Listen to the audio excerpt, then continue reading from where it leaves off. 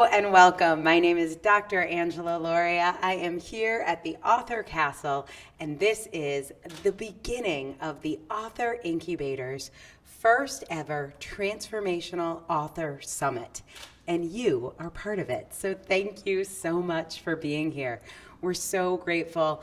This entire month is filled with dozens of authors for you to meet and get to know and learn about their journeys. And today, you're going to meet 15 authors who went from having a book idea to being published in just 4 months. And today already, many of the authors that you will be seeing have hit bestseller status on Amazon, which is super exciting, all from an idea to write a book just 4.5 months ago. I share that with you because I think when we have a goal like running a marathon or writing a book, it can seem like it's so far in the future. But really, when you are ready to claim your own power, your own gifts, your own intuition, the truth that you have about who you are, you can actually speed up time. The very first book that I ever did with the Author Incubator was with a woman named Jill Fisher and Jill Farmer, Farmers, Fishers, all good. Jill Farmer, and her book was called There's Not Enough Time and Other Lies We Tell. And in that book, Jill had a concept of Einstein time. And that's what happens here at the Author Incubator. When you bring to your work a passion for creating transformation, then the actual normal laws of time and space don't have to apply to you. You can get your book done. It can make a huge difference, and it doesn't have to take the amount of time you might think. So I'm super excited to share that with you because whatever your goals are, whether they're to write a book or launch a business or run a marathon, whatever dreams you have, you can make them come true. And maybe your dreams include solving some of the problems the 15 authors that you'll meet today help people solve and help them solve those problems quickly. So as you watch today, I want you to listen for a couple things. First, their book journey, and we're happy to answer your questions. There's a chat box. Put your question in. If you want to know how these authors got it done, they will share it with you for sure. The second thing I want you to listen to is, do these authors solve a problem you have or that someone you know has? If that's the case, I want you to take that link that you will see, the link to get their book. It's free today on Amazon. And share that with the person you think it will help. And if it's you, go ahead and grab that book, download it right away. You can just open another browser window and do the downloading. We'll still be here talking because I don't want you to miss out on having the opportunity to get these books today and get them for free. You'll see the links on the screen. We will also be sending those links to you as well, but we don't want you to hesitate. You're going to learn how you can get your message into people's hands and hearts too. I'm excited for you to see all of this over the next hour. And I already see tons of questions from all over the world. We have questions from Wisconsin, Massachusetts, Canada, Arizona, Algiers, Pennsylvania, Barcelona. Like, amazing. Thank you all for tuning in. I know 4 o'clock Eastern time is the magical hour that seems to work almost for everyone. But if you're in Algiers or you're in Barcelona, I know it's late at night. Stay up, hang with us. We've got an action-packed hour, and we're so excited to have your attention. One favor before we begin. If you are here to support one of these 15 authors, could you please put your best wishes to that author and their name in the chat box? We want to know which author you're here to support so we can pass on your messages of love and support to them after the broadcast. And with that, there is no reason to delay. We have tons of great authors to introduce you to, but I am going to introduce you first to the author's author. She is the author of Driven Fearless, the complete roadmap to driving after an accident. Please meet Kristalin Vitovich. I knew it. I practiced and then I broke because Kristalin Vitovich. I did better that time. Nailed it. Yeah, okay, great. perfect. Well, in any case, now that we all have your name right, because I've said it 4 times, Driven Fearless. This is an incredible personal story. I know a lot of people have had an accident and said, I'll never drive again, or other incidents, traumatic incidents where they said, I just never want to face this again. What is this book about? And then why did you write this one? Thank you so much for asking that. I have actually been writing since I was 10 years old, and I've been publishing young adult fantasy, which I like to kind of consider fiction self-help, since I was 13. So what I've learned from 15 years of indie and traditional publishing is that the most underserved area of the writing community is actually anxiety. Writers are people too, and in fact, we're people first. So I wanted to give writers this roadmap to navigate their anxiety in the same way that I help writers navigate writing their fiction books. And it's important to me because you can get out there, you can explore the world, experience the world, gain all of that inspiration to write what you know, and then realize that you can write and have a life. So write and have a life. So this is the typical writer story in our heads is like we have to go to a cabin, abandon our friends and family. Usually it includes alcohol, and there's not really a balance between a lot of things. And if you can't do that, you just don't get to write, and you're waiting. And I see so many people that are waiting to write. If there's one tip that you would give somebody who's always wanted to write, just feels like there's not enough time, there's not enough space, what would that tip be? If I had a tip, it would be actually to quote Elizabeth Gilbert in her book, Big Magic. She says that your story ideas choose you, but if you can't hold space for them, they will eventually move on. So if your story idea has chosen you, act now. Embrace it now and nurture it now. Write your book now. This is the time. Yeah, 100%. Also, one of my favorite books ever. So, all right, I'm going to take a question from Olena from La Crosse, Wisconsin, who says, is it really possible to write a book in 9 weeks? It is absolutely possible to write a book in 9 weeks. In fact, this nonfiction book that I was able to do with this company, I wrote in a day and a half because I've been able to understand and master how to find inspiration on demand instead of working with writer's block. You learn how to navigate around that. So it is totally possible, and you can do it. I love that. So, Olena, it is totally possible. Everybody you meet here did it within 9 weeks, but the truth is much more like what Kristalin said, which is somewhere between 2 and 3 days is kind of the most common amount of time. What people often do, not always, but what people often do is they'll get prepared over 8.5 weeks and then take about 3 days to actually write the thing down and lock it in. So, Kristalin Vitovich. Beautiful. She is the author of Driven Fearless. If you know someone who has been through a driving accident, great book. If you are somebody who has wanted to write and you feel like there's something that stood in your way from writing, this book will help you to track down Kristalin. We'll make sure you have her contact information. Congratulations. Thank you so much. I appreciate it. Thank you. Thank you. All right. Well, our next author is the author of To Medicate or Not? That is the question. The ultimate guide to improving your blood test results. Please join me in welcoming Dr. Asha Pai Bohannon. I got all the hard names first. All right. Well, congratulations on this book.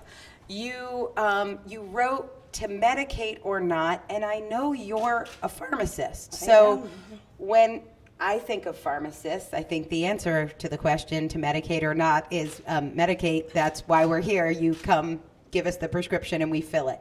Tell me what I don't know about pharmacists and why you wrote this book. So I call myself a rebel pharmacist. I spent over 20 years in traditional pharmacy settings, basically what I felt like feeding people's illnesses. And I really came into that about 5 years ago when I had my second son.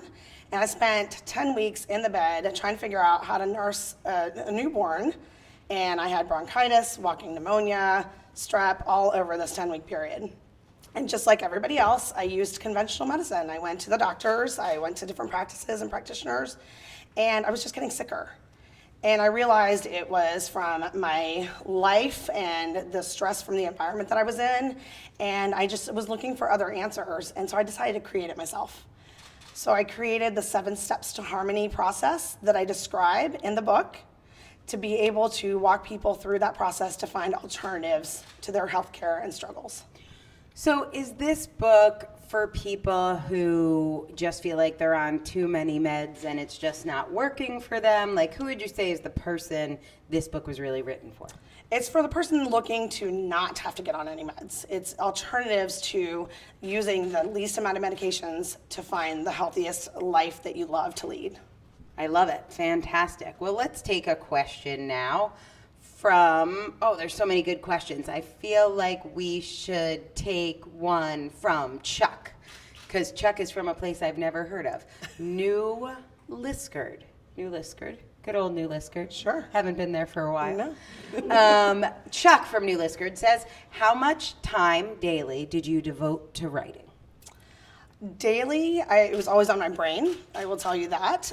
But as far as writing is concerned, actually sitting down, kind of like you were talking with Crystalline, it took me about 2.5 to 3 days, front to back, to finish that book. Like doing nothing else for Doing nothing else. That's not really what happened though. I have life in between that, but I have 2 little boys that I raised, so. So were you surprised? So you have a career as a pharmacist, you have 2 little kids, like you have a business that you're running. Were you surprised you could get a book done in that amount of time? I trusted the process, and that's how I went about doing it. I just knew that I was going to do this. This has been a lifelong dream of mine, and if I didn't do it this way, there was no way it was going to happen. So I pushed through and made it happen. Well, you did make it happen. Let's show everybody. Here it is. To medicate or not, that is the question. The ultimate guide to improving blood test results, maybe without medicine even. So yes. Congratulations, Dr. Aisha Pai Bohannon. Thank you. Congratulations. We've got a lot of doctors coming to your screen, a screen near you, hopefully your phone or your laptop. And our next doctor has the cure you've been waiting for. I think we all have either struggled with depression or know someone who has. I think it's one of the most chronic conditions in this society. It's almost like the society was perfectly designed as a breeding ground for depression. And the author of The Ultimate Cure for Depression, Leveraging Science and Faith for Total Healing, is with me here at the Author Castle. Please join me in welcoming Dr. Joy Kawakui. Come on out here, Dr. Joy. How are you? I'm great, thank you. Great. Well, it's fantastic to have you on the red carpet because I think depression is something so many people deal with, struggle with. You work with some very successful people who, to the outside world, have no reason to be depressed. Mm-hmm. Tell me about this book. What is the ultimate cure for depression? Yes, so I am a psychiatric nurse practitioner, as you know. And now they know too. I have a private practice. I'm also a pastor of a church in Tucson, Arizona. And the way that we nurse practitioners are trained is that we are trained to treat the person as a whole, spirit, soul, and body. But we work in settings that can be quite limiting to us. So most nurse practitioners are either prescribing medications only or using psychotherapy, which is insufficient. But being a pastor, I believe in the power of treating the person as a whole.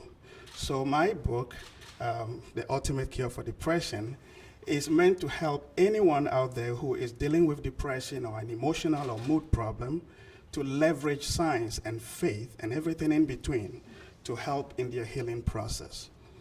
It's such a powerful combination. I've got a question for you from Tay from Wisconsin. And Tay says, I have difficulty trying to organize my thoughts. How did you do it? Did you just write what came to mind? Thank you, Tay, but you need to have a plan. If you fail to plan, you've planned to fail, basically. So we all have multiple things competing for our time. So working with a mentor like yourself can help us to put together a success roadmap for writing a book. And other people have been talking about their writing schedule. What was your schedule? How did you get your book done? I don't think you want to know. But He finished it, so it must be right. Yeah, I pastor a church. I have a young family. I work a full-time job, and the question I hear most often is, how do you do this? And I think it takes a lot of discipline. Takes a lot. I mean, from my faith background, I know it takes a lot of dependence on God and plugging into something bigger than yourself to accomplish things like this. That is the answer. I know, you guys think it's like some magical writing plan, but like the plan we have is really magical, but it's just write the thing with God, because it's going to be so much better that way. It makes the book better, and then it also makes it possible to happen. Absolutely.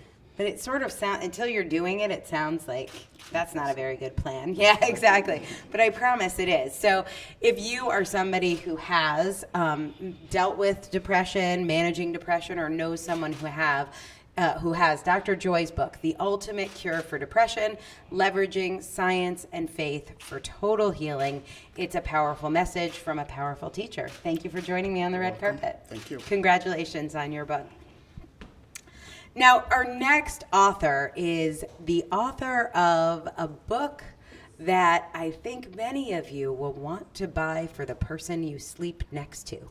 She is the author of Solve Your Sleep for Better Health, but it's her subtitle that always gets my attention, Get to the Core of Your Snore. Please join me in welcoming Dr. Amy Day Riesling. Hello. Hi, thanks for having me. Thanks for making time to stop by the red carpet on your big book launch day. Sleep, epidemic. People do not get good sleep. What is the answer? Why do you have it? How do we solve our sleep problems? Well, I'm a nationally recognized dentist. I've been in private practice for about 23 years. I see a lot of people that aren't sleeping. They're not only exhausted, they're having relationship issues. They have a lot of depression, anxiety. They end up with a lot of chronic inflammation that gives them these overall lifelong health burdens, health issues. And dentists are oftentimes the first people to see these problems because there's a connection between the oral health and the whole body health. It became unacceptable for me to just talk to people about teeth when I saw this connection. And it's become a passion of mine. I'm a mom, and I had a daughter who had chronic sleep issues. So for her, I had to put together a program to figure out how she could live her best life by solving her sleep issues and her dental issues that went along with that. So I put all this material into a book. The public needs to see this information so they can also take the burdens that they're going to bed with inadvertently and get them out of their bed so they have their best Listen, I watch TV, and I know the answer to my sleep problems is Sominex. Do you not recommend, since we've already met Dr. Aisha and her, to medicate or not? Medications, I know people try those little plugs on the nose, CPAP machines. Like, at the bottom of all those sleep solutions, I think we end up with a lot of people that are still chronically deprived of sleep. And I feel like this book, you have a different message. We don't think of dentists and sleep solutions. You discovered this because of your daughter. Have you found that your patients are receptive? They come in to get their teeth cleaned and then... Absolutely. I've treated hundreds of people now with this program. You too can get to the core of your snore. I love that. Fantastic. Well, let's take a question from the audience, because you got to the core of the snore. You were a mom. You have a very busy practice. You also, I know, are on many boards and speak. So in between all of that, you managed to write a book. Let's see. Shirley from Raleigh, North Carolina. She has a couple questions. I'm going to take this one. What was the single most important piece of support or advice you received from Dr. Angela and her team? Dr. Angela, you have a formula for us writers. We need to envision who we're writing our book for and how we're going to help them solve their ideal reader problem, so to speak. So I'm going to ask Shirley's other question, so we'll double down for Shirley. She also says, what was your biggest challenge in getting your book done? You make everything look so easy. I can't wait to hear this answer. My biggest challenge, I translated really into what I would call vernacular hundreds of medical research articles and what medical research is supporting for a variety of sleep solutions. So it was that time. I had to do so much research to put this on paper. Yeah, that is true. And it was interesting working with you because you do come from such a medical background and a serious background, and you're a serious researcher. And then I'm like, could you just talk like regular people? Yeah, so I think you did a great job. Let's show people your gorgeous book cover, which I love. Dr. Amy Dayries-Ling. She is the author of Solve Your Sleep for Better Health. Get to the core of your snore. Get a copy for you or someone you love who annoys the heck out of you every night. Congratulations on this book. Thank you so much. All right, everybody. What an exciting trip it is today on the runway here at the Author Castle. I'm so excited you could be with us. If you're having fun, if you're learning something, please put a comment in that gives us a thumbs up or a, this is great, I'm learning. If there is something more you'd like to know, the questions that are coming to our authors are coming from you. So we've still got a bunch of authors left for you to meet. This is your chance. If you're not loving everything you're hearing, ask your question. What do you want us to get to the bottom of for you? And with that, I'm going to bring out my next guest. She is the author of Help My Teen Has Diabetes, the resource for frustrated parents, Hadia Fisher. Hello. Hello, my I would dear. like a hug. You may have one. Excellent. Thank you. Well, Help My Teen Has Diabetes. The title says it all, but tell us about it anyway. What's your story? How did you become the author of this book? Well, I wasn't expecting to write this book, and then I decided I needed to write a book, and this is the one that came to me in the middle of the night. I went, of course, this is the book I need to write. So I've been a diabetic for 28 years. I've been doing experience with coaching for about 10 years, a healer, an acupuncturist for over a decade. And I wrote this book because there are so many frustrated parents out there. Being a parent is a frustrating thing anyway. It's exhausting. It's lovely. It's exhausting. It's exhausting. When you are a parent of a child with a chronic illness, a chronic life-threatening illness, it's terrifying. And as our kids become teenagers and become resistant and independent as we want them to be, it's extra scary. So I help parents go from a place of being freaked out and overwhelmed and frustrated that their teen doesn't want to deal with their diabetes to get to a point where their kid is willing again to sit down at the table and have a conversation about what they need to do in order to stay safe so their parents can feel sane. And the fact of the matter is that there isn't a lot of wiggle room here. We don't have room for these teens to be avoiding their diabetes. If they're anything like me, you're going to land in the hospital. The kids I was in and out of the hospital as a teenager. I just was not willing to touch it. It was such a hard thing to look at, having a chronic illness, that I avoided it. I was in and out of the hospital, which was really hard for my family. But there were ways in which I could have been talked off the ledge, you know? And I know them. And I wrote this book because it doesn't have to be so scary for the parents. There's a way to do this that empowers the parents and lets the kid off the hook. So the kid gets to be the kid, the parent gets to be the parent without being a micromanaging drill sergeant. Which sucks all the joy out of being a parent anyway. Yeah, I mean, nobody got the pregnant little- and thought, I can't wait to be a drill sergeant and get to harass my child. And yet, Yeah. And what little joy there is left when you're parenting a teen is gone. And it doesn't have to be that way. It Yeah. really doesn't. it's so powerful. I mean, not only can this save lives and prevent like some of the consequences of diabetes, but on top of it, that relationship with your child and with your parent. Like, Yes. so powerful and important. All right, let's see who we're going to take a question from. How about Michael? Because you started answering this one. Michael from New Brunswick, Canada says, did you have the idea for your book before working with the Author Incubator, or did the Author Incubator help you figure out your idea? It was a little bit of both. So I'd say I didn't. I knew that I needed to write a book. I had like a series of epiphanies that if they'd all happened at once, I probably would have I don't know, would have been overwhelming. But instead, I just knew that I needed to write a book, and I knew I needed to help women who were overwhelmed. And I was trying to find out what it was that I could really speak to powerfully. And the Author Incubator, the program was so good at helping me hear myself clearly. And I will say that's probably the biggest gift, is to be able to hear what my calling is very clearly. Yeah, that's my only prayer is ever for clarity. Yeah. It's like whatever it is, I can handle it if Yeah. I have clarity. Okay, Michael also wanted to know what drove you to take the leap and apply to the Author Incubator program. I don't ignore my gut. So if I get more than one message from my gut, I do it. But your answer was supposed to be because I knew Angela was my soulmate, because I knew you were mine. Well, that's true. I mean, let's be honest. But that was basically I was your walking answer. on the treadmill and I heard about you and I went, and that's what I'm doing next. And you just can't ignore that. So don't. It's been a love match from day one. Yeah. Listen. So you're my favorite swipe right. I'm glad we swiped right on each other. So good. So let me show you guys her book while I'm having a love fest. Hadia Fisher. She is the author of Help, My Teen Has Diabetes, the resource for frustrated parents. And I suspect this is not the last of many books to come from you. So congratulations on this one. First one out of the gate, already changing lives. Thank you. Congratulations.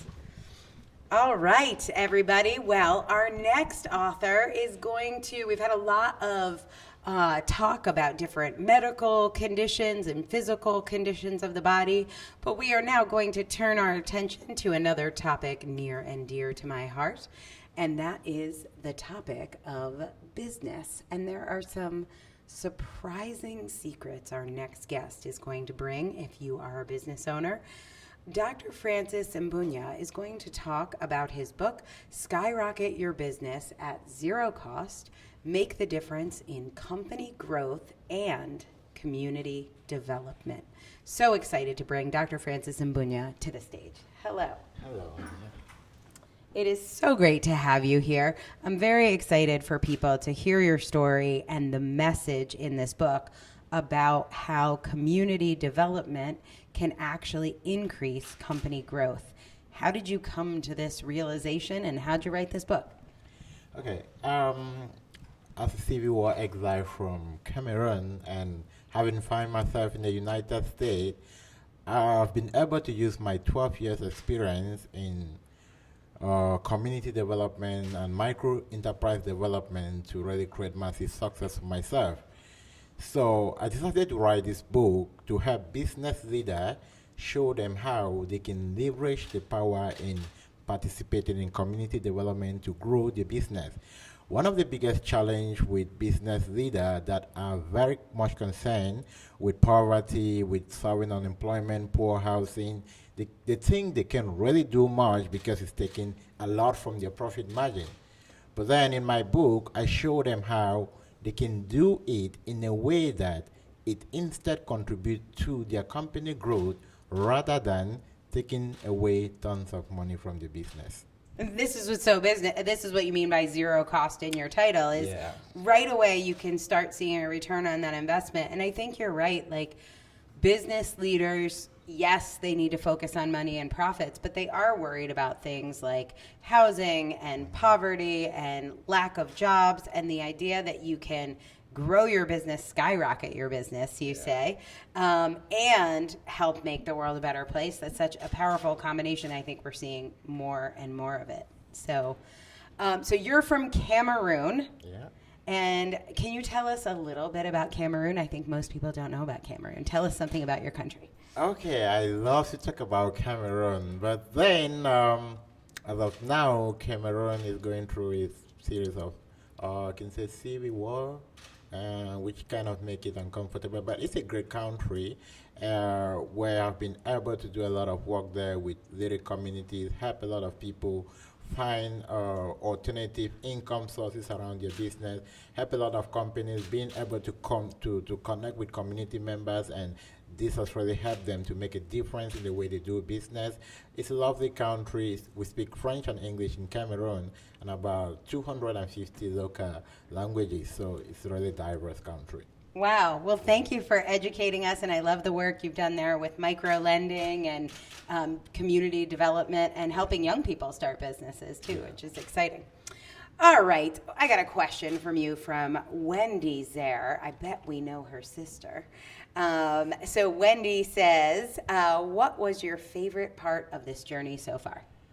My favorite part for this journey was the fact that I did not have to worry about anything and knowing everything before I get into writing my book. I just had to know how to finish within 9 weeks. Okay, awesome. Nice. And while you were going through these 9 weeks, what else was going on in your life? What else were you working on?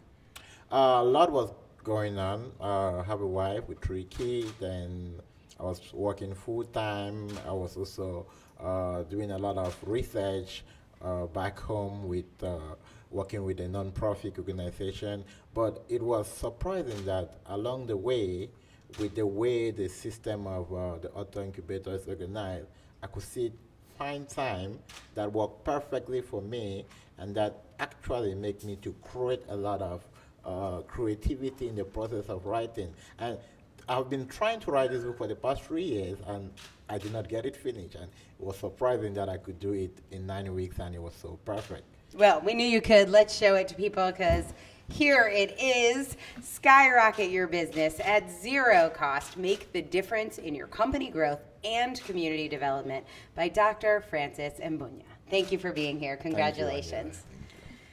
All right, you guys, so many fun things we are talking about today. If you are a business owner, I hope you will download that book. If you know a business owner, share it with them, because as business leaders, there are ways to grow your business and help your community.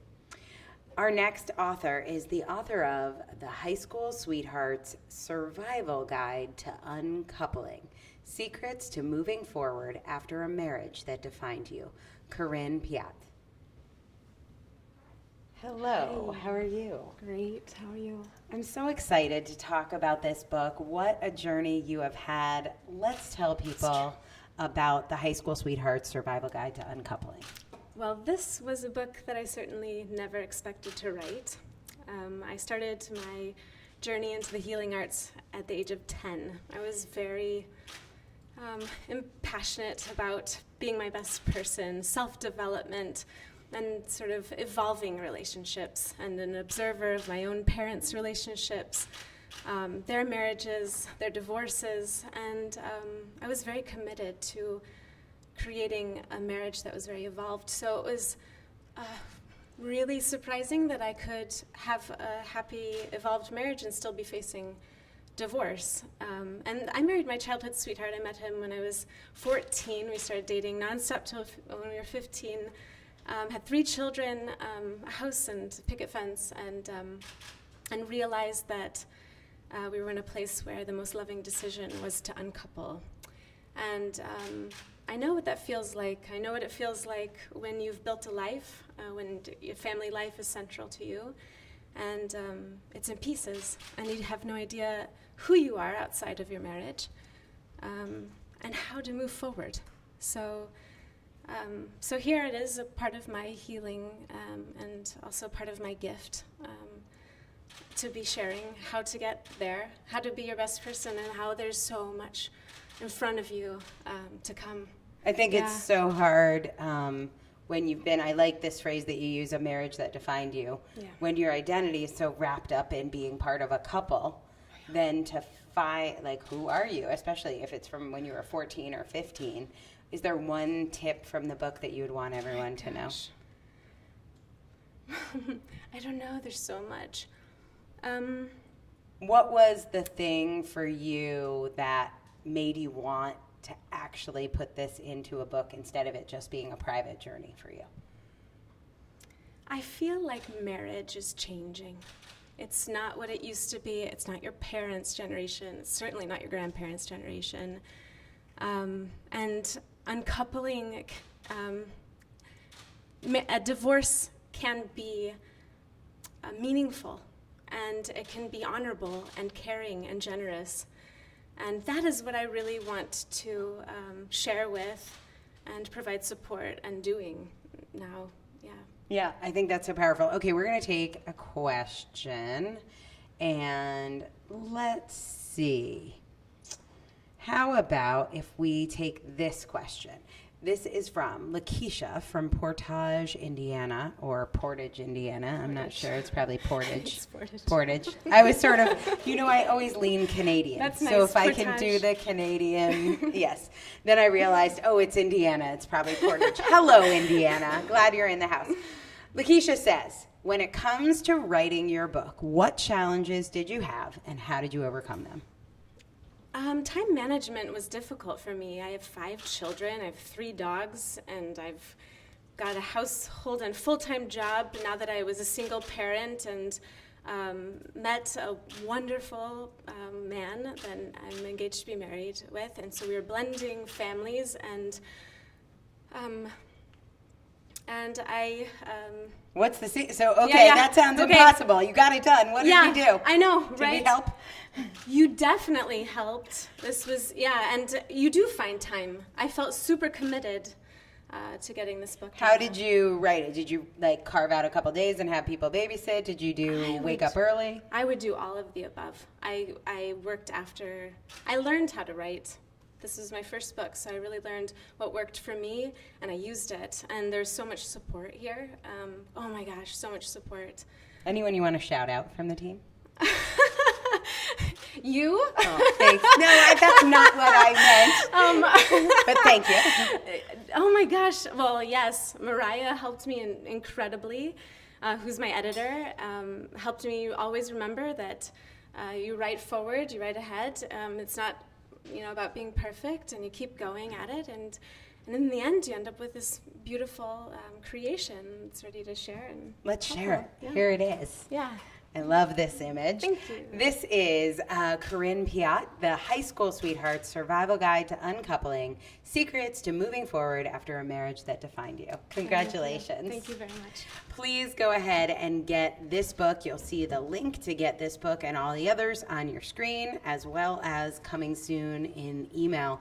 And this book is great for any relationship that you really feel like you're identified with and you want to figure out how to have a new identity away from this relationship while still honoring that one. So very excited about our next author. We've talked a little bit about uncoupling, one side of the divorce coin. I've got another side for you now, and that is going through a divorce in a small town.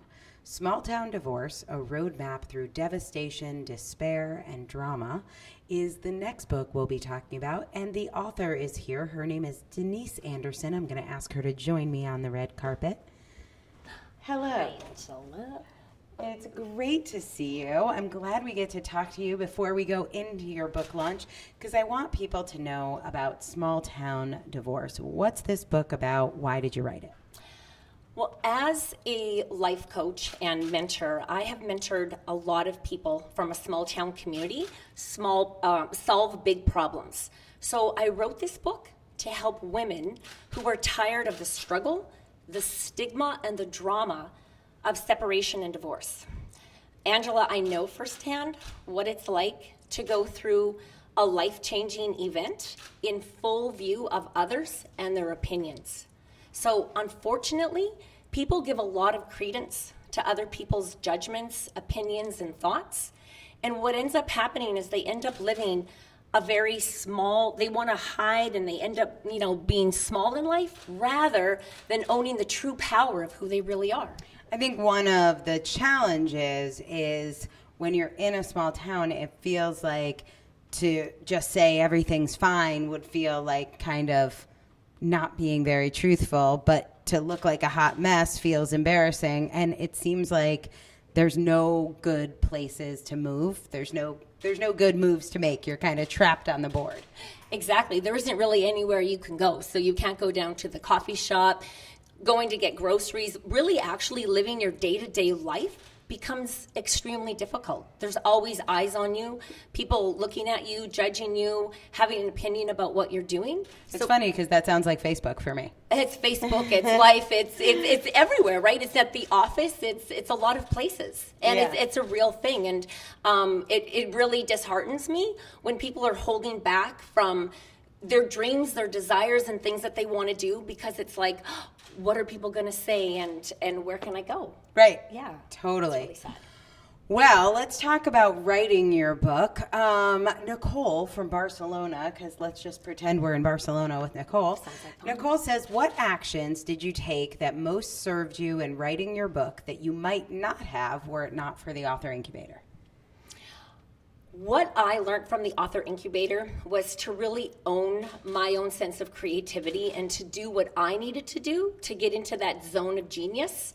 So I played with this a lot and I had a lot of fun with it. So one of the key things that I did was I played music and I danced and I sang and I did whatever I needed to do to get into that mode of creative genius. So I wrote daily. So whenever the inspiration came to me, I would begin to write. Whenever I had like a little bit of a crunch or a deadline, I would find really fun ways to get into that mode and begin my writing. So there were parts that were difficult, but for the most part, it was a lot of fun. Oh, that's such a would've- great report. Here's the thing. Most people think writing a book is going to be a miserable experience. So I love that you share it can actually be fun. Absolutely. I think life is meant to be fun. So whatever you're doing, have fun doing it. Totally. Let's show people what you had fun doing. This is it. How cute is that? Denise Anderson, she is the author of Small Town Divorce, a roadmap through devastation, despair, and drama. If you have gone through something like this, are going through it, know someone who is, go ahead and download the book from the link that you see on your screen. It is available for free on Amazon today. Congratulations. Thank you, Angela. Our next author is joining us here on the red carpet with quite a personal story, maybe one that some of you have also had to face. His book is called Transform Yourself Through Disease, 8 Steps to Reclaim Your Health and Your Life. Please join me in welcoming Rory Reich, who's looking quite dapper. What a great tie. Look who's talking. Hello. How you doing? Love that tie. Thank you. Well, your story is not a very common one in many ways because I think for a lot of people, they don't transform themselves through their disease. They just have a disease. They just sort of become it. That's their identity. I have hypothyroid. I have whatever, their ADD, whatever their thing is. You actually say, no, take that diagnosis and use it as fuel. Yes, and so I'll be very honest. I've been struggling with chronic illness for 20 years. And during that time, I went to every doctor I could possibly find, and nobody could give me answers. And so there was a time in my life where I became very depressed, and I really checked out in life. And about 3 years ago, I walked into my doctor's office to review my latest blood work, and that's when she told me I had cancer. And so I realized in that moment that I had let my life get out of control. And so from that day forward, I set out on a journey to find answers, and I did. And over the last 2 years, I was able to build a team of healers, guides, mentors, and coaches that helped put my life back together and help me to transform myself in almost every way imaginable. I think the way you describe that I put together a team is very different than the way most of us think. Like Yes. when I get sick, I think I go to my doctor who puts together a team. Yes. So can you talk about how that shift in perspective when you say you put together a team? Well, I mean, I've always been open to alternative medicine, but 20 years ago, it was a very different landscape than it is today. Today, Plus you were 12. No, I was 25. It's a different landscape than it is today. So there's a lot more people with chronic illness. There's a lot more people with issues. And through that, there's a lot more people that have come up through that and learned to heal themselves and are now giving back to the world. And so I was lucky enough to just start that process and find one person that I could learn from. And then I'd ask that person who they went to, and they would just keep following the clues until eventually I built a team for myself. And how would you describe your health today? It's way better. My health is not, I'm not completely done, but it's 95% of where I want to be, which after 20 years is amazing. That is an incredible transformation story. I think many people might hear that story and say, well, that's easy for him. Like that would be, in my case, it's different because there's a long history of heart disease in my family. it's different for me because Yes. ... So you stand up here, you look healthy, you wrote a book on the topic. Tell us about the before. What were you doing? What was your work? If we looked at you, would we have said this guy is the picture of health? You mean before? Before you started on your health journey, where you were 20 years ago. 20 years ago, I was the picture of health. Yeah. Yes. I was about 30 pounds heavier. I worked out every day. It was pure muscle. My entire life was just...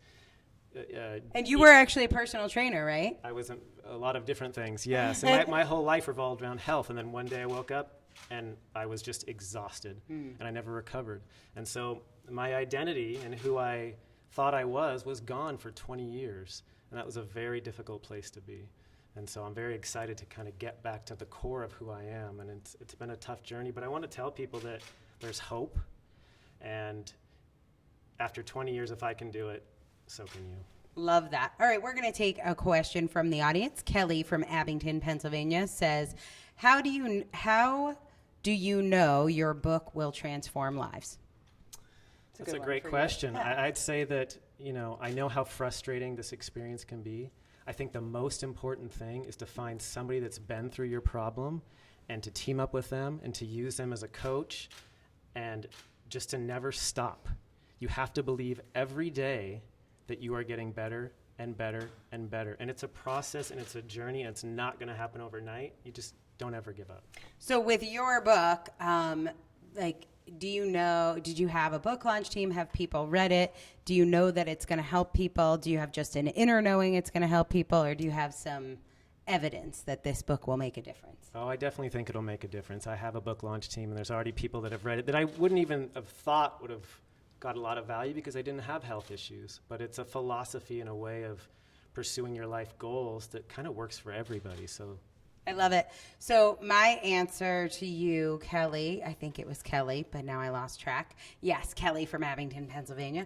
My thing is, every one of our authors writes a book that's going to make a difference because they are writing about a problem they know how to solve and that we know other people have.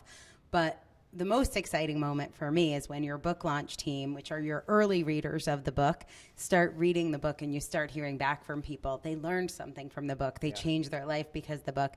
That's where you're like, oh, I trusted the process, but now I've got some evidence. yes, it's been great. And I can't wait to see where it goes. Awesome. Well, you can get a copy of Rory Reich's book, Transform Yourself Through Disease, 8 Steps to Reclaim Your Health and Your Life. Get it today, download it on Amazon, read it, and then go back and leave a review so that Kelly will know it changed people's lives. Thank you. Congratulations, Rory. Our next author is the author and an author and a mom. So I'm very excited for you to hear about her journey, both as an author and a mom. Her book is called, Oh My Gosh, My Child Wants to Be an Actor: The Art of Raising an Artist. Please join me and welcome Lilia Sixtos. Thank you. Hello. Hey. Well, you look like the star here on the stage, but you actually, this book is about what happens when your kid says, hey, Mom, I think I want to be an actor. So tell me about this book and how did you come to write it? Well, as a professional actress, singer, dancer, director, teacher of actors in Mexico, where I was born, I discovered a lot of things that actors need. And the difference that makes when your parents or your family supports you. So then I become a mother. And my daughter, when I was sitting in a musical theater in Broadway and the orchestra started playing, I start feeling her little feet on my belly. And I said, oh my gosh, my baby maybe wants to be a dancer. So I know that feeling from this point of view, how parents can feel when they notice that their kids are artistic and have this energy, dancing, singing all around the house. I think that part's fun, but then there's something scary about the world of show business, and do I want my kid exposed to that? And you were on that side as an actor yourself. Exactly, and that's why I wrote the book. I really wanted to help parents to understand that there is a way to help and support their kids to pursue an artistic career while they have provide them healthy childhood. So there are a lot of things to take care, not just the training part, the right school, the right teachers, but the emotional support, identity, because the actors in their life are going to have a lot of ups and downs about self-esteem, a lot of rejection, and I know that parents can help a lot to make a strong inner core to them to be ready to be outside in the world with these And facing that the rejection, but then also the success can be just as bad as the Exactly. rejection, it could right? be the same as dangerous and rejection. Yeah, fame. All right, let's take a question for you. This is from Huda from Algiers. She said, how did you overcome self-sabotaging beliefs and behaviors? Were there times in this process where you wanted to quit or wanted to give up? And if so, because I might remember some of them. Oh, yes. If so, how did you overcome them? Okay, I tried to write a book for 18 years. So when I came in a point in my life, I decided this is my moment. I find a lot of confusion in my mind. So I was stuck with all ideas of what my book should be. And I remember exactly the moment when you made me a lot of questions and put me just in the point where I could quit. And it was like 1 week I was almost quiet 24 hours a day with my mind turning around. And in some moment you said, what kind of people you want to spend your time, the rest of your life? And I said immediately, artist. So that's why I came into the idea of write for parents and help the new generations of actors, because I love to see the process of developing the talents and going to the stage and succeed. One of the things that, most people seeing you on the stage looking so glamorous, and we'll show them your book in a minute, they would never guess that for you and for almost everybody here, there were struggles involved in writing the book and self-sabotage, like Huda is asking about. And I think for me, the thing that was clear, because I coached you really hard. Oh, yes. I pushed you really hard. I was afraid I might have pushed you over the edge at one point. But you were always committed to writing the book. Every time I would say, like, do you want to just not write it? Like, do you want to give up? You were like, no, this book is getting written. And I think that's one of the things, having the community, everyone's committed to finishing. And so everyone was holding space for you to find this book or for this book to find you. So I think, Huda, for you, like, quiet is a great piece of advice, actually listening, but also the commitment that Lilia came to the table with, which was, this book is getting done this time. Like, I don't know how, but it's happening. So there it is, the book that got done, and it is pretty amazing. I feel like we should give a shout out to your daughter, because she was also a part of our journey. Yes. She is the translator of the book, because I was writing in Spanish, and she helped me to translate it in English, and it was a wonderful process, because I told her, please don't allow me to say any that is not truth about your story. So accountability right away. And she just is there. she's a working musical theater actress right now, right? Exactly. If people want to find her on Instagram, what do they look up? What's her name? Okay, Aline Maya Goitia. Great. We will make sure you guys get that name, and it's also in the book. Lilia Sixto, she is the author of, oh my gosh, My Child Wants to Be an Actor, The Art of Raising an Artist. And I'm so excited Aline is here so we can celebrate with her today. So congratulations. Thank you. Our next author has a journey that you will want to hear about. She is the author of PTSD and A Drug-Free Me. Get real about handling trauma without abusing drugs, alcohol, or prescription meds.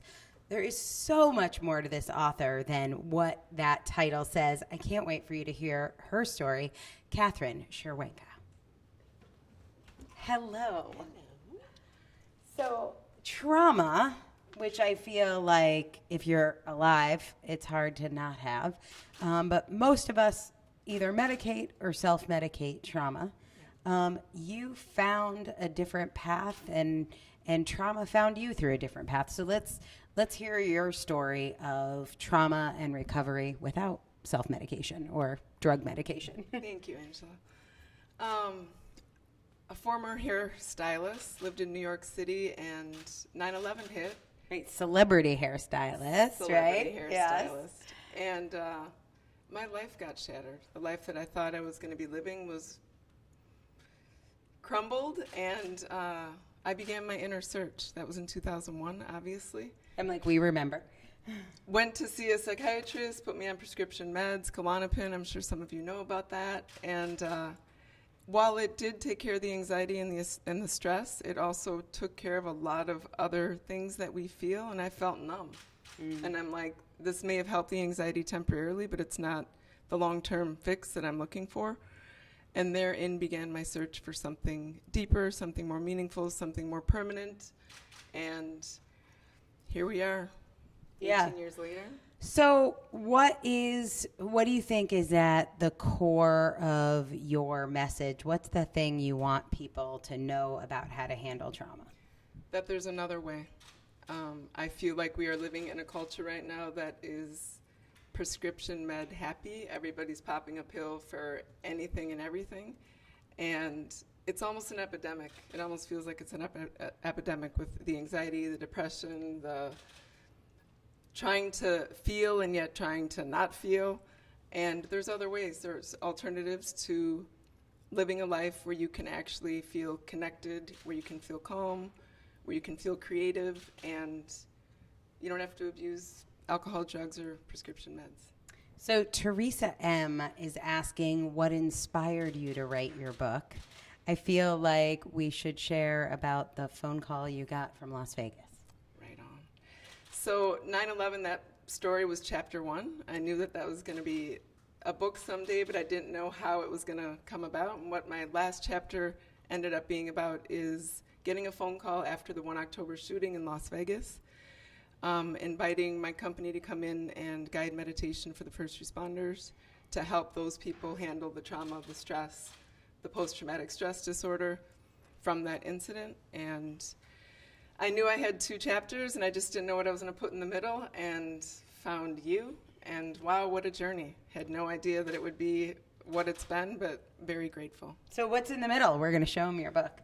What is in the middle is an amazing 6-step process that I kind of guide people through on how to get stable internally, because I feel that so many of us put our emphasis on external fitness, and we don't focus enough on the inner fitness. And we need to. And Love so it. this will help you do that.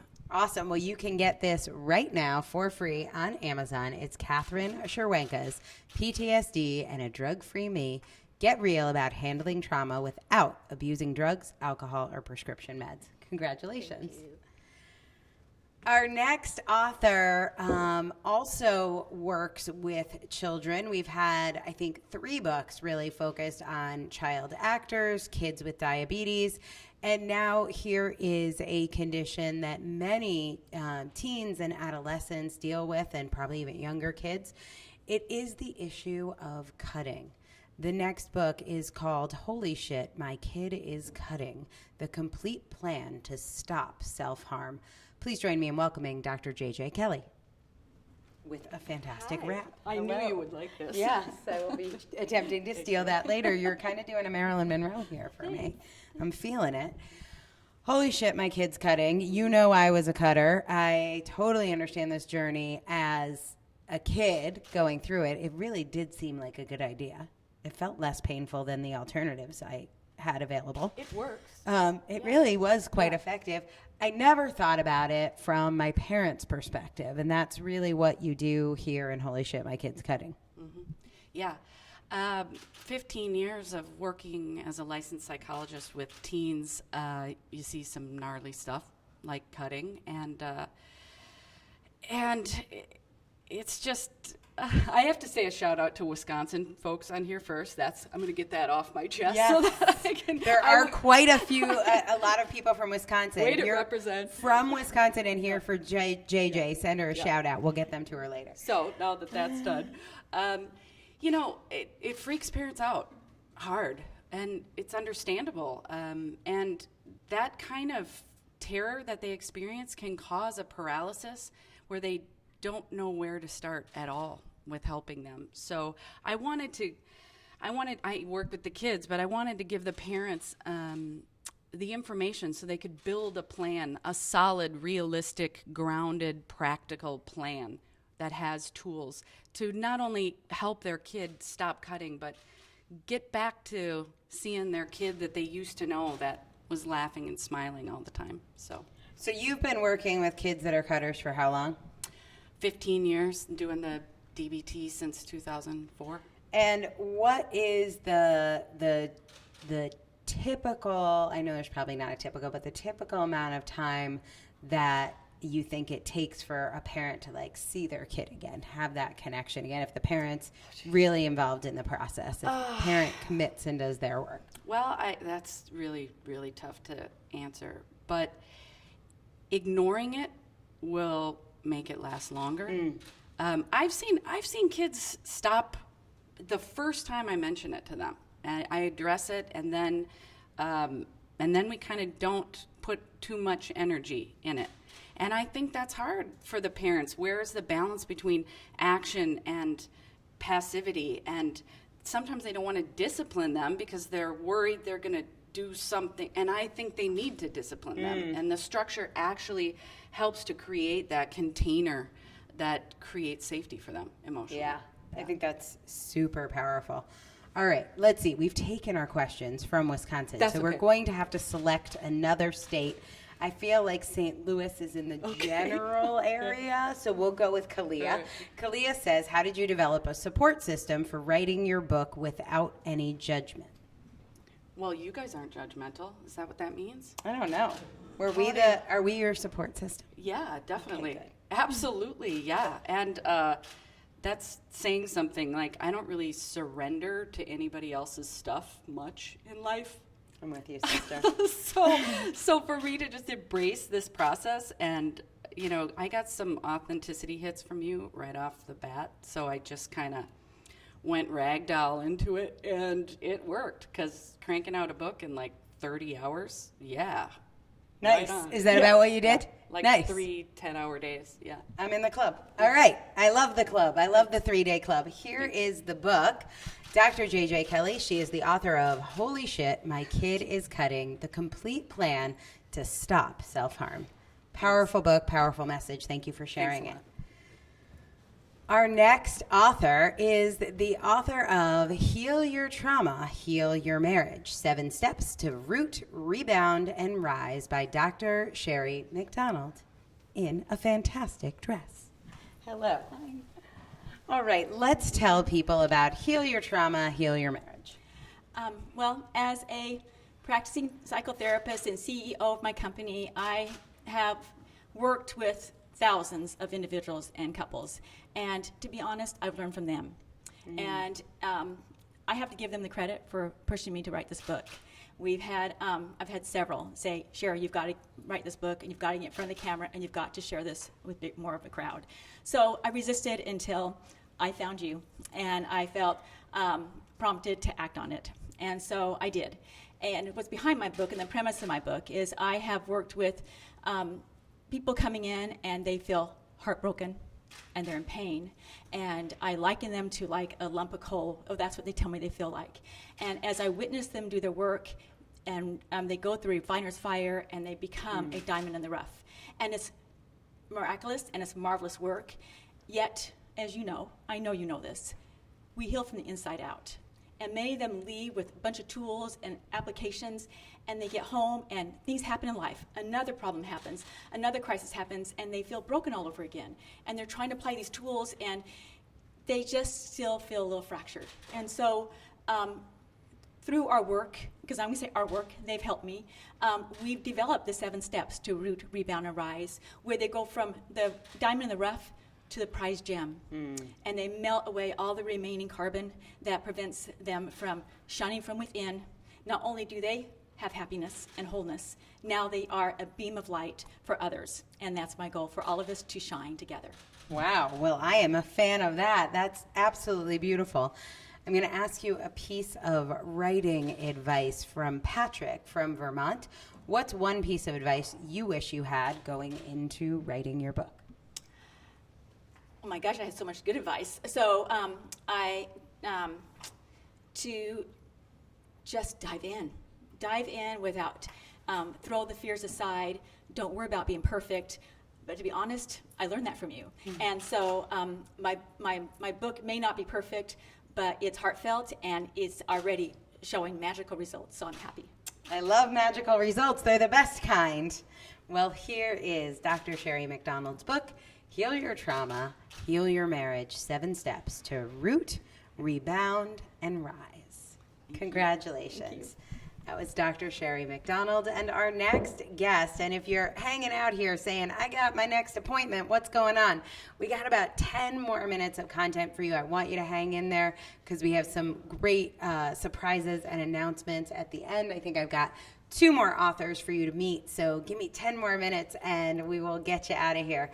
Our next author is Nina Sussman-Pogue. She is the author of This Is Not the End, Strategies to Get Through the Worst Chapters of Your Life.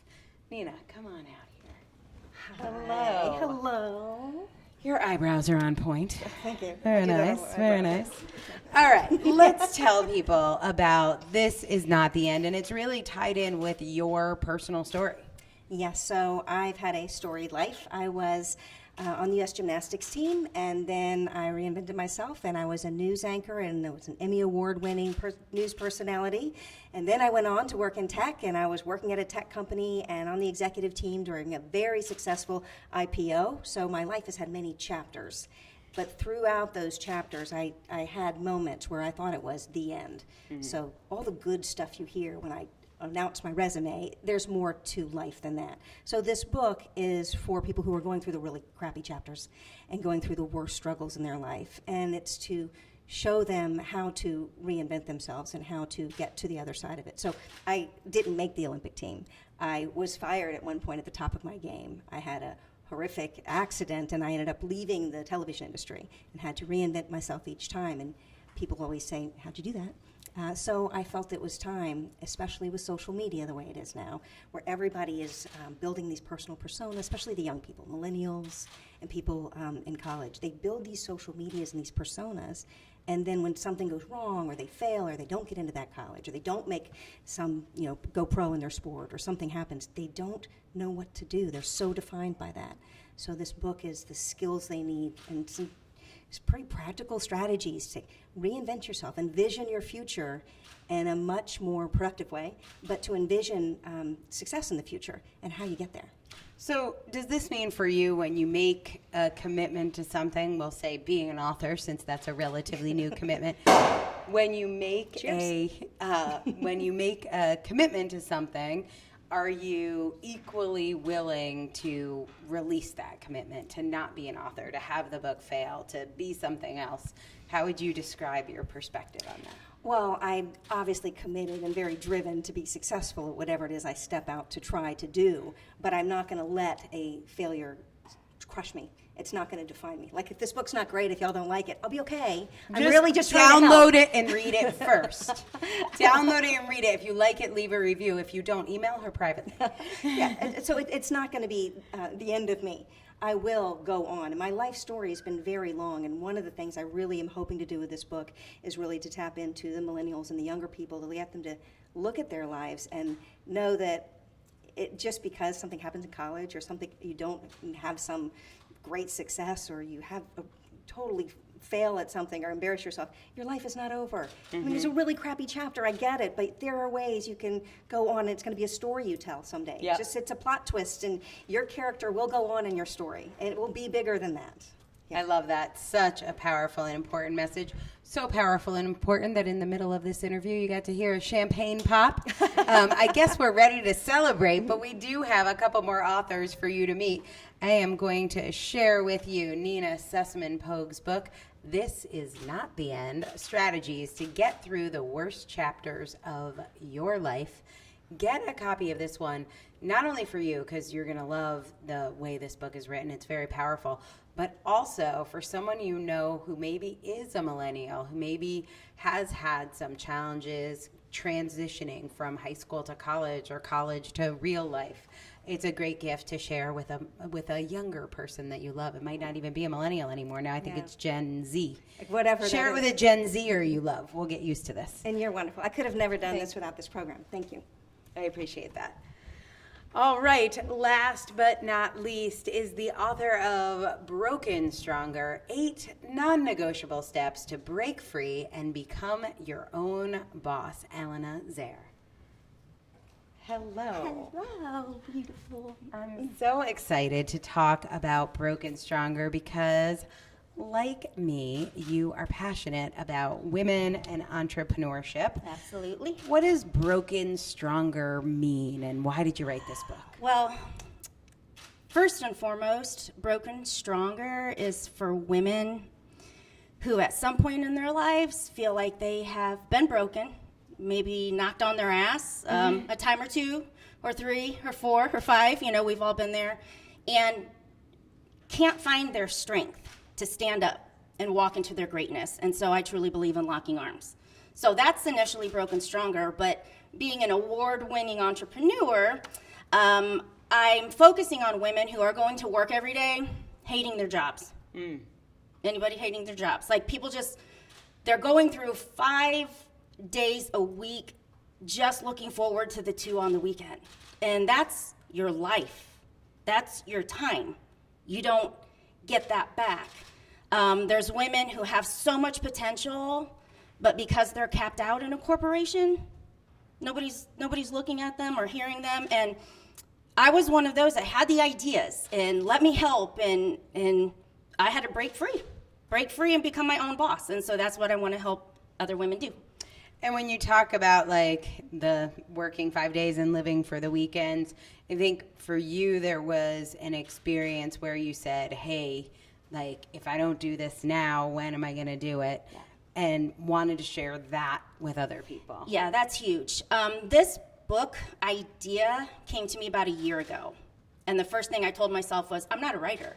I don't know anything about writing. You're talking to the wrong person. Sorry, God. Yeah, move the idea.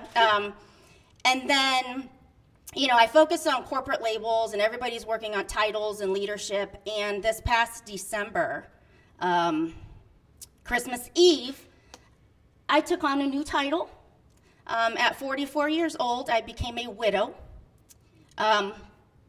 Massive heart attack, very sudden. My husband was 49, and here today, gone tomorrow. And I could have given myself permission to crawl in bed and not come out, and everybody would have said that was okay. But instead, I heard that now was the time. Now, that was the ultimate brokenness. And you came into my life, and I found my strength, picked up the pieces, and said, now's the time to write the book. And somebody needs me because she's going to work every day and she's wasting her time and she has gifts to share. And guys, we don't have time. We don't know when it's over. And that's my purpose. Yeah, that's what it's like to get given your purpose. Yeah. With no questions. I want to show people Broken Stronger. If you are, even if you're not a woman, you will love these 8 non-negotiable steps to break free and become your own boss. If you are thinking about starting your own business. And really what I want you to know about Elena's journey and all of the authors here is that it's not easy for anyone. Your challenge obviously is very dramatic and outward. Some people's challenges nobody sees. You can't really hide your husband dying. That would be weird. That would be, yeah. But some people's challenges are inside. For most of it, it's a combination of both. But what gets your book done, what makes a transformational author is somebody who is broken stronger, somebody who is willing to say, I'm going to step up and help others, even though it's hard for me, not because it's not. Right. So all of these books from all of our amazing authors are below. You can get the links. Please share them. Have you gotten these books yet? Yes, I have. Okay, Yes, excellent. yes. Wanted to make sure. Absolutely. Order them all. You will help our authors reach bestseller status, but more than that, you'll help other people find these books that could change their life. We have 4 events in the Transformational Author Summit, and next Tuesday, my friend, Oprah producer Sherry Salato, will be here talking about her book, The Beautiful No. And that is really a broken, stronger story. I can't wait for you to read it. I'm sending you a copy. Oh, right. Sherry signed it. Sweet. Even better. All yes. right. Personalized to you. And The Beautiful No is about a rejection that she got 20 years ago and how that helped her to become stronger. So, and how it landed her on the Oprah show as the president of the OWN Network, co-president of the OWN Network, producer of the Oprah Winfrey Show, and star of the 25th season. Did you ever watch the making of the Oprah show? I didn't. Oh I don't my watch God, a lot it's of so TV. good. I'm sorry. It was a reality TV show, Okay. and Sherry was like behind the scenes. Well, It don't was tell her I didn't very watch exciting. it. I'm sure we can find it somewhere on YouTube. So Sherry will be here on Tuesday. I'm excited. We've got our audiobook launch coming up. We have more authors for you to meet, I think 46 in total. And if you want to get your message into people's hearts and hands, you can go to the authorincubator.com/apply. I'm going to ask you on the spot. If somebody is thinking about applying, what's one piece of advice you would give them about whether or not to do it? Do it. Don't overthink. Just do it. Honestly, for me, I was sitting on the couch watching TV, having a cry moment. Like, I think I was watching a movie, but I think I was crying. And the application came across, and I just filled it in and said, let's see what happens. And I think that was like January or February. It was January. It was only 3 weeks after my husband passed away. And the one thing I can say for anybody that's on the fence or doubting themselves, it's a community. It's support. It's growth. It's you evolve. I got through these months because of this. And that's truly honest. I kept my servant's heart on my book for who I was serving, but the community and the people helped my healing and my grief. So thank you. We love you so much. It is a really amazing community. I'm so proud you're a part of it. And for me, there was one book first that changed my life, and I got the message that my mission was to help people to create books that change lives, even if it was only changing one person's life, but to change their life permanently and forever. And that's why I always end these broadcasts by saying, at the Author Incubator, we're changing the world one book at a time. Can you imagine how differently you would show up to write your book if you knew for sure it was going to make the difference you wanted it to make? What if you could finally unlock what's inside you so that your ideal prospects beg to work with you and you can take your message to the masses? My name is Dr. Angela Loria, and I am the Author Incubator. I think the biggest problem for someone who's wanted to write a book for a long time and they haven't been able to do it is there's so much bad information out there. How do you know what the good information is? Here's what I think the secret is.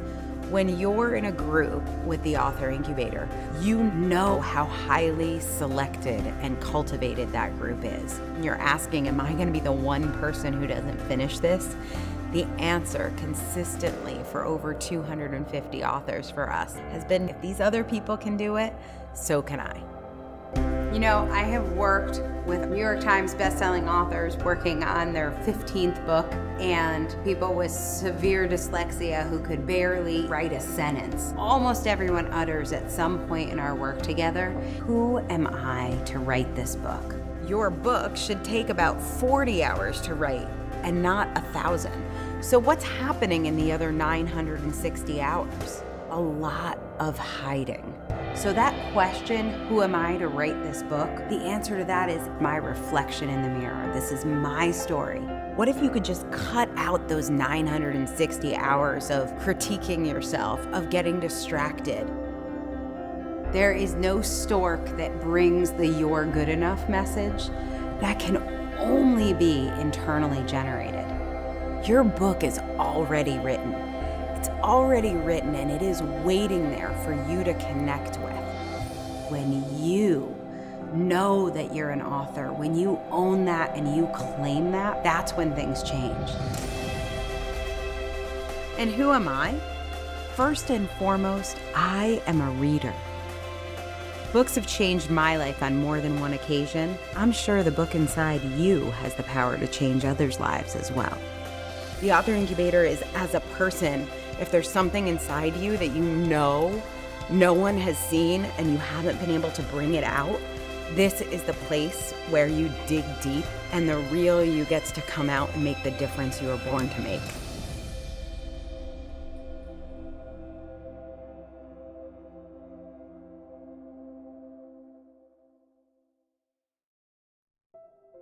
Can you imagine how differently